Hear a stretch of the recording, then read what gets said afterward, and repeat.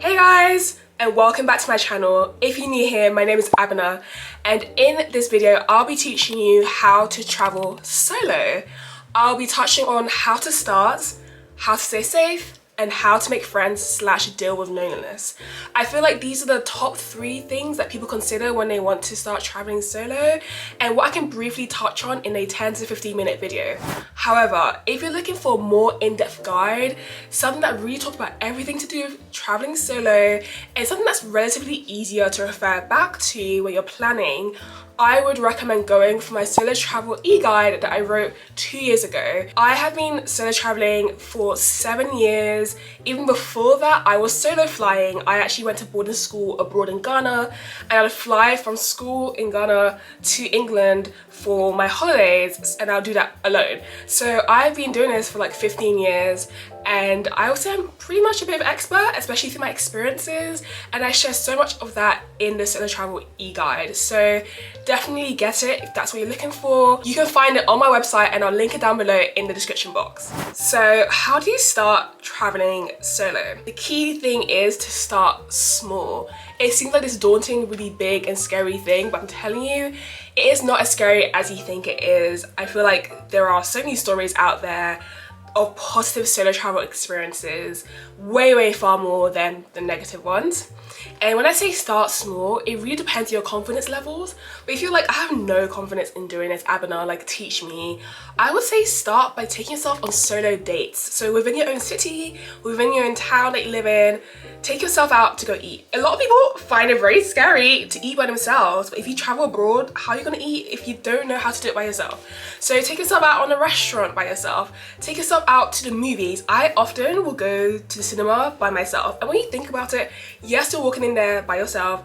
Yes, you buy your popcorn and get your tickets by yourself, but when you enter the room, you really realize that no one really cares about you. They're focused on the film. And I think it just helps you to relax and really just enjoy your own company and the film you're watching. If you're like, Abena, I can do that, I have a bit more confidence, then start with some road trips. Take yourself somewhere within your country they've not been to before. A little day trip maybe to the countryside, or go visit a castle or some sort of monument that you've been wanting to visit for a while. You stay within your own country, the same language, the same kind of, you're navigating the same systems, but you're traveling somewhere different. My first solo trip was within the country I was living in. I remember I was studying abroad in France, and I literally took a train to another city, and I stayed there for like a night or two, and then I came back home. And that was my first solo trip. So definitely start small, I would recommend that. Another way to start small when traveling solo is to kind of hack it a little bit and to actually join a group trip, because then you get the best of both worlds. You are in a group, you're meeting people, you are traveling in a community, but at the same time, you're joining that group as a solo, single individual. You might be flying to your destination by yourself to meet the group. You're still, going outside of your comfort zone. So I really do encourage people that if they want to start traveling solo, but they want to start small and they're really scared to do it all by themselves for the first time ever, then join a group trip and put yourself out there. In the UK, one that I can really recommend is Exodus Travels. They do literally like dedicated group trips for solo travelers. If you are a black person or a person of color, there are also groups that are dedicated to creating a safe space for you guys to travel. I'm gonna put the names of the 2 that I really love. Actually, there's more than 2, so I'll put the names here, and definitely check them out.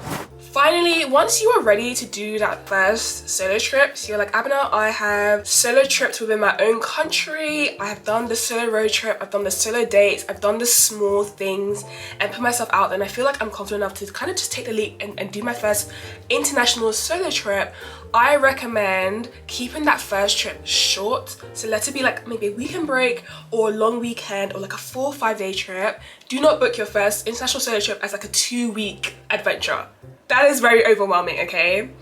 And I would also recommend going somewhere that's near to you. Consider language and budget. So when I say language, is there a neighboring country that's near to you that speaks the same language as you? If they don't, that's okay, but is there infrastructure? Is there tourism infrastructure? Even if they don't speak the same language, like, is it relatively easy to navigate? Budget-wise, is it sort of budget-friendly? So as a solo traveler, you can kind of like go without having to think so much of the expenses that can add to the anxiety of kind of taking your first solo trip. I have not traveled the whole world, but for each continent I have a few recommendations. So within Europe, Lisbon, Portugal is like one of the best places to solo travel to. People are super friendly. It's relatively kind of budget friendly for within the context of Western Europe. It's very laid back, good weather, just really good opportunities to meet people. I think it's great for a solo trip. I would say in Asia, the place I really felt at home as a solo traveler was in Bali. I know people love Bali, it's super hyped, but honestly, there's probably no other place in the world I've made so many friends as a solo traveler as in Bali.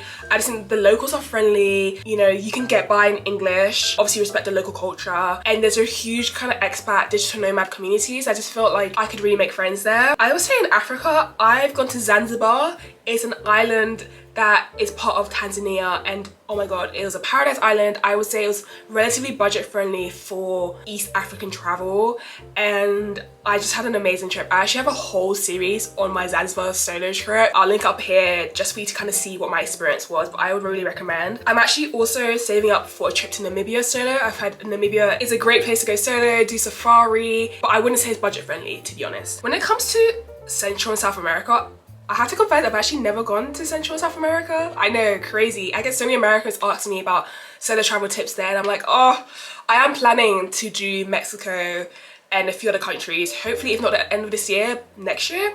But for now, I would say based on recommendations that people are giving me, Guatemala seems like the amazing place to solo travel to. I've known people personally who've done solo trips to Guatemala, like, and they've said like, Abena, like, it was amazing, it was great, I felt safe, I felt like I could do so many things, I could meet people, so I would recommend that.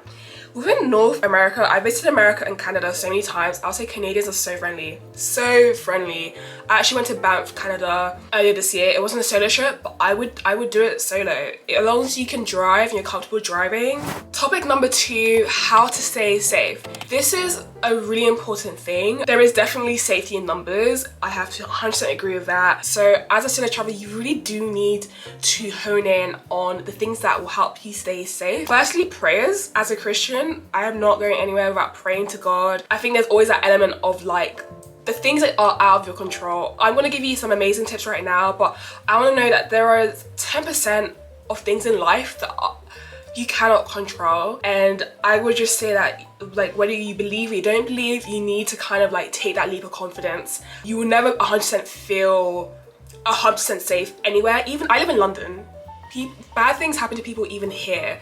So I think sometimes when people think about safety and security, you need to put it within context, and you need to recognize that even where you live, you don't even think about it, but every single time you step out your house, you are doing things to keep yourself safe, secure, even where you live, and you just need to translate that same behavior to wherever you're going. Some tips for you that I have. 1, stay connected. Even though you're traveling by yourself, don't forget people at home and stay connected to them, because that can be a safety link for you. So things such as sharing your itinerary and your flight numbers with your loved ones. There's this thing that Apple have done, which I think is so cool. If you send your flight number on iMessage to a loved one, it will automatically bring up all the details about that flight. If it's delayed, if it's on time, has it landed, they will get all that information in real time. I think it's so cool that you can just do that. Also, get an eSIM.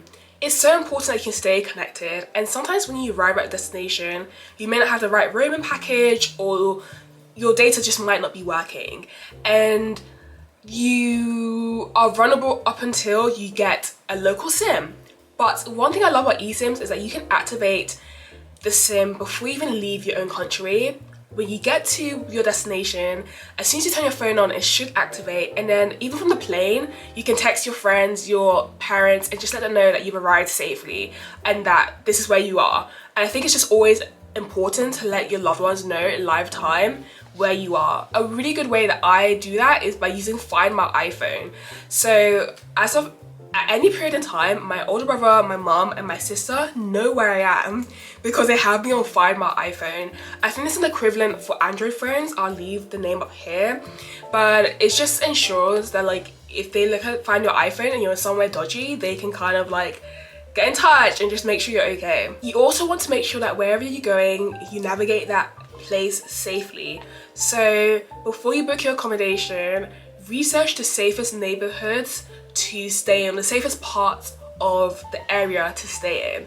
There are websites such as Nomad List that will give you advice on the best parts of a city or like a beachside area to stay in, and make sure you find accommodations in those kind of safe spaces. Also, do not arrive at your destination at night. It's just really overwhelming to kind of navigate a new place at night. You can easily be scammed by taxi man, like it's just a lot more dangerous. So make sure to arrive at your destination in the day. Download offline maps. I sometimes will download like an offline Google map of the area I'm going to. You can use Maps.me or City Mapper as well. Those are some really cool apps. And if you want to do activities but you're not sure about doing it alone for your own safety, then join a group tour when you get to your destination. So when I say that, you can book group activities on websites such as Get Your Guide, TripAdvisor, Virtuo, and you know, you can get people to pick you up, join a group, you do the activity, and then you go back to your hotel. And so you kind of join this group kind of community setting, and that might make you feel more safe doing that activity. There's also physical things you can pack in your suitcase to make yourself feel more safe. So one of those things is this door jammer. It looks complicated, it's really not, but it basically allows you to add an extra lock to any hotel door you're staying at. I say any, as long as the door lock fits between these two holes. And this is basically because you may be staying in a really nice hotel, but any staff member that does want to take advantage of you will have access to your room. You have a key, but that key is activated by the reception. And I do know some people have been in hotel rooms where they've had people walk into their hotel room even though it was locked. I had a situation where I went to stay in an Airbnb and they just like rented out a room, and there were guests in another room, and whilst I was in my room, they walked in. The Airbnb, because it's like within a shared apartment, the doors themselves within the apartment didn't have locks. So I had this with me and I definitely use it for the rest of my trip. Sometimes this doesn't work because, as I mentioned, the door kind of click lock has to fit within these two holes.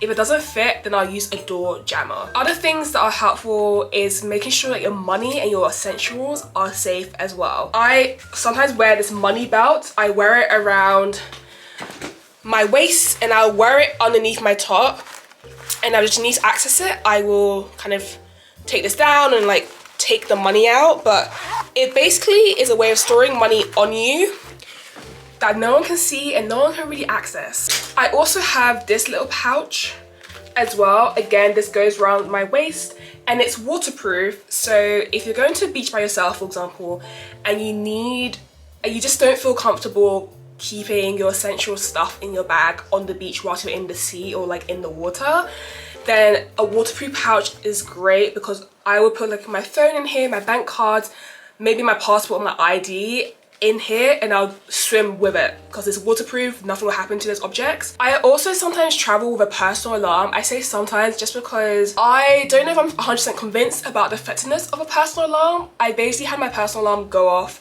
in the Paris metro. It was very alarming, it's very loud, and if you're not in danger, I feel like it can give yourself unwarranted attention as a solo traveler.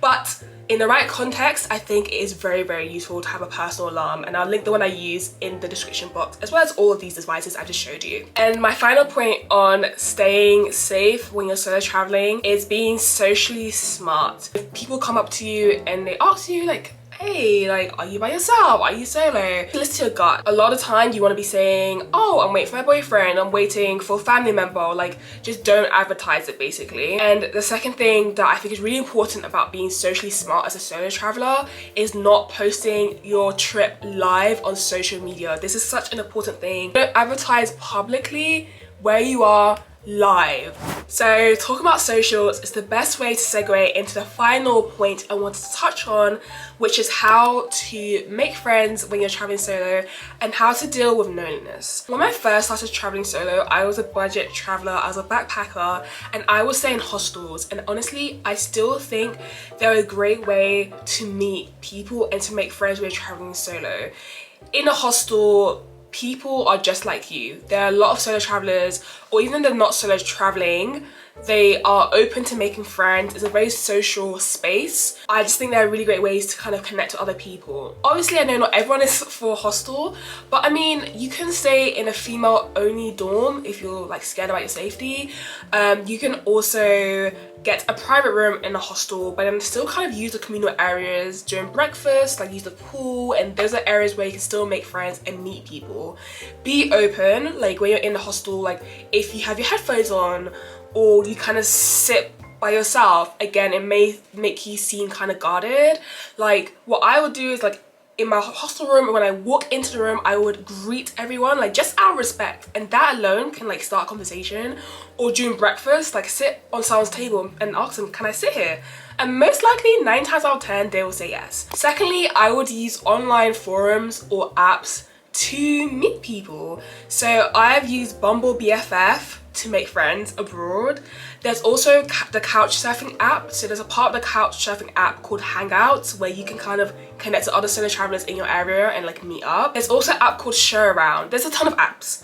I have like a longer list in my solo travel e-guide, but essentially there are kind of a lot of forums you can use online to meet people. Facebook groups, do not sleep on Facebook groups. There are travel groups online for different destinations, and when you join these groups you can kind of say, hey guys, I'm in town, happy to meet up with people. Obviously don't say kind of who you are. I would say your Facebook profile shouldn't have that much information on you, again for safety, and you don't have to say exactly when you're in town. You can just be like, hey guys, I'm gonna be in town in the near future. If anyone's around in the next month, like keep it vague. Would you like to meet up? And also some of these groups are private, so you know, again, it kind of helps with the safety aspect. And there are Facebook groups I've joined that have been so helpful for this. There's some really massive ones such as Girls Travel Solo, but there's a group called Girls in Bali that when I was in Bali I joined, and it's just like the girls are just hanging and people are like, I'm new to Bali, I want to meet people, let's meet up. And it's like a really great forum, so definitely try and find groups like that on Facebook. Thirdly, join group activities. So yes, you're traveling solo, but you don't have to do everything solo. It can actually be easier and a lot more practical and cheaper to join group activities and group tours. Again, you can use the websites I listed before, Virtuo, Get Your Guide, TripAdvisor, and use this to kind of do different activities whilst still meeting other people who also join those activities. Make sure you plan a trip that surrounds things that you enjoy. When we travel with other people, we compromise without thinking about it. But when you're doing your own trip, this is your time. This is a perk of solo travel, doing what you want to do. So if you don't like museums, you don't have to go to a museum. This is your trip. If you want to go and watch horses racing, plan a trip around horses racing. If you just want to spend the whole time in like amazing cafes, cafe hop, do what you want to do, because I feel like when you align your trips to your genuine interests, regardless of anyone else, you're less likely to be bored. And so I'm very much, when I travel by myself, they're very much adventure trips. I'm doing activities, I'm doing different things. I would just say like it's really important that you kind of reduce the amount of boredom you can have, and that then therefore helps you not be so lonely. I think it's also important that you spend some time with friends and family when you are abroad. If you are someone who gets really homesick, like have a part of the day where you just kind of have a call with your parents, your friends, your siblings, and just touch base with them. Don't forget people at home. I'm really bad at this because I don't really get homesick. But if you are like that, make sure that every day you're checking in with someone. There are also apps you can use to do this in fun ways. Touch Note is a really cool app. It takes a photo you have taken on your holiday and it sends it as a postcard, like a physical postcard, to whoever you want to send it to. So if you've gone somewhere and you've witnessed like an amazing sunset and you're like, oh, I just wish my mum was here to like experience the sunset with me, then you can go on the Touch Note app, you can put in that photo that you took of the sunset, write a little note, and then they will actually physically print it out for you and send it to your mum. Like little things like that I think is so cute. When I solo traveled to Thailand, I met a girl and she had a private blog, and she sent the link to her blog to her friends, her family, and she would update that blog like every couple of days. So this week I did this and I went here, and it was just a really cool way of her family and her friends kind of keeping up with her long trip to Asia. Also, you can do like shared albums. So like if you experience something, you're like, I feel like my friends would love this, like create a shared album in like Google Photos or Google Drive or on iPhone. My friends and I do that a lot. We just create a shared album, and that's a way of like sharing those memories to other people. I think it's really cool that people are solo traveling, and I think if you watch my channel or you watch this video and it's really inspired you, please go ahead. Let me know what you think in the comments, and safe travels. Bye.